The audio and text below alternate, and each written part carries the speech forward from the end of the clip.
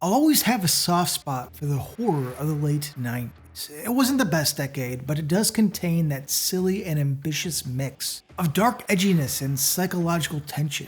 If you got something else to say, spit it the fuck out! Now, coming somewhat from the boom of the 90s style of thriller, the religious horror resurgence came out of changing tastes. And though it didn't all work out, there was a style and tone that I'll always love.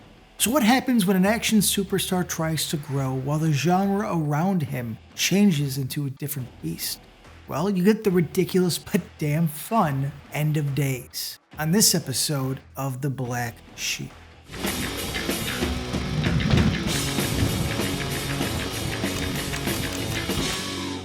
Context of the time is crucial for understanding how something as bizarre as End of Days could exist and be led by Schwarzenegger. The early 90s was a second wave for the actor, and he arguably had his biggest hit with T2. And of course, the success from the great Cameron-led film True Lies. And let's get this out of the way right now. Last Action Hero is a brilliant meta-action/comedy that should have been the scream for the action genre. It was ahead of its time, and I won't tolerate any dissent. The hell you will. But like I said, times were changing, and the type of action hero born out of Schwarzenegger was on its way out. I mean, think about it. The Matrix came out earlier in the same year. End of Days was f***ed. Pardon my French. But getting director Peter Hyams, who knew his 90s action, was a smart move to get to lead the picture. And of course, this was after Marcus Nispel dropped out. He had proven himself with some JCVD bangers, including the fun and underrated Sudden Death, and of course, Time Cop, which is like Looper starring Bruce Willis, but like a million times better. Black matter cannot occupy like space. Time Cop. Time Cop. Have you seen it? Yeah. We also had a boom in the religious horror department with the then underrated Exorcist 3, the cult hit The Prophecy. Let's not forget that did some great schlock. How do you know my name? You look like a Thomas. And of course, the prestigious outing with The Devil's Advocate. Mix this with the fears of Y2K, an aging type of action, and 90s Schwarzenegger. And you get a flick that swings for the fences. One that misses more than it lands, but it kind of reminds you of the sort of wild times we got from the 90s. For a $100 million budgeted movie, I do like that this baby is filled with some solid character actors. Robin Tunney as Christine was my entire childhood. Let's not forget The Craft, Encino Man, and Empire Records. Kevin Pollak once again owns the sassy and annoyed character as Bobby Chicago. I was just putting myself together. That's gonna take a lot more pulling. You're bleeding. Of course I'm bleeding! You fucking shot me! Considering how you've lived your life, when this is all over, what makes you think you're going upstairs anyway? While CCH Pounder and Udo Kier do what they do best. Each person here gives a good and worthwhile performance, with Pollak, of course, stealing the show. There's always something deeply understandable about a character who is just done with the day. Only that day seems to be your entire life. I get this. And we'll always love it portrayed by a class act like Kevin Pollak. Don't look at me like that. You'd be amazed what you agree to when you're on fire. But End of Days works, and doesn't, because of its two leads. It's here that we find such an interesting tonal change. End of Days stands out because this tries to be two different and opposing movies at the same time. Schwarzenegger, now he goes deep here, aiming Jericho as a man past the breaking point, a suicidal widower, drunk former cop.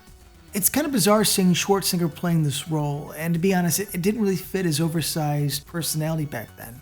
But I will say that Maggie was what this performance looks like done right, so in the end, he came around. You see, the time for an edgy Schwarzenegger had passed, and this far into his career, he'd become lovable. He was just too likable for the time. But on the other side of the tale is the excellent Gabriel Byrne, whose body the devil inhabits.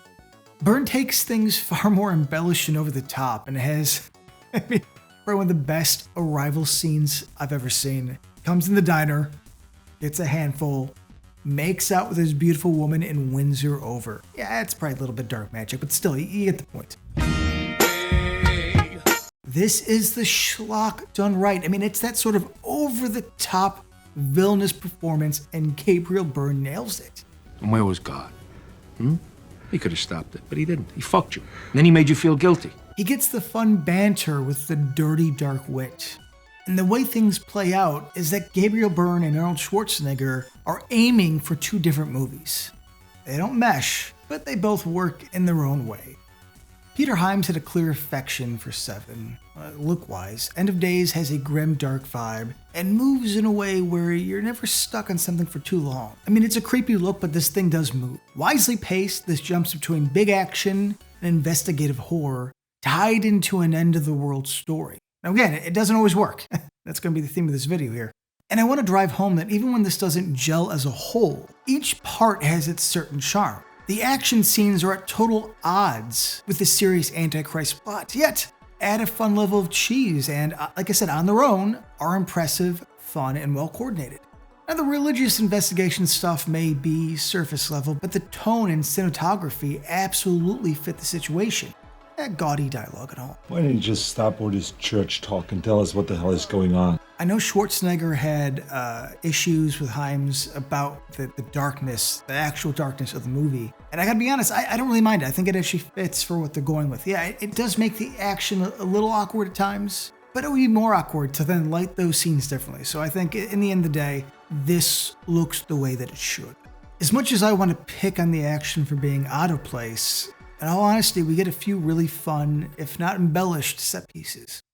Of course, starting off with the New York rooftop helicopter scene, stunt double and all, is the high-budget action I always love.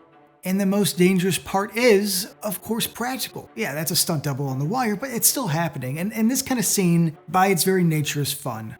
Does it make sense? Probably not. And there must be a better way to get this guy than swinging on a rope, but I like that they set this up and it works.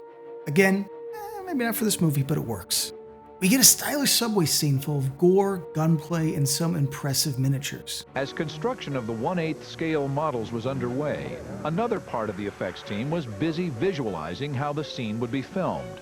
While the ending's CGI may look dated, the cathedral destruction is pure action.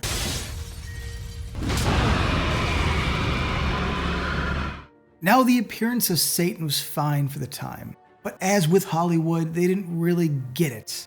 Ended up replacing Stan Winston's great design with something far more generic. Something that would replace most monsters in the upcoming years, a digital creature. It's fine here, but the original is better. It's simple as that. This thing just looks cooler. It's there, it would interact with the scenes, but I don't want to be that old man always. Also, a side note, I'd like to give some credit to Schwarzenegger for letting himself get killed. With ego nowadays. I think someone of his stature at that time, letting himself get killed was not only the right move story-wise, but a class act on a personal level. He's not The Rock here, which can't lose a fight in a movie, you know?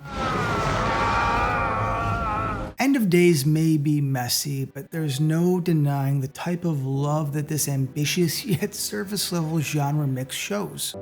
Hyams showed up to work and did a damn fine job. Schwarzenegger was miscast, but when the action hits and he's not trying to be this sort of like dark, depressed character, it works as well, man. I mean, he has that sort of likable, badass charm. You fucking shot me! I just needed to find out. Well, you found out, okay? Stop being such a pussy. Pussy, come on! It's just a scratch. The thing is mixing big action with a spiritual thriller is such a wild swing that it's clear it was a mistake, but the fact that it exists and we have something that does this is great. I've always said this. Swing wide, swing hard, and I don't care if you miss. I'd rather have stuff like this than the same shit all the time. And for a late 90s movie, this works just right. I still have a great time with this, schlock and all. May the wrath of God destroy you! So if you haven't given this a rewatch in a long while, maybe it's time to revisit the panic of Y2K, an end-of-the-world prophecy, and of course, Schwarzenegger grunting and blowing shit up.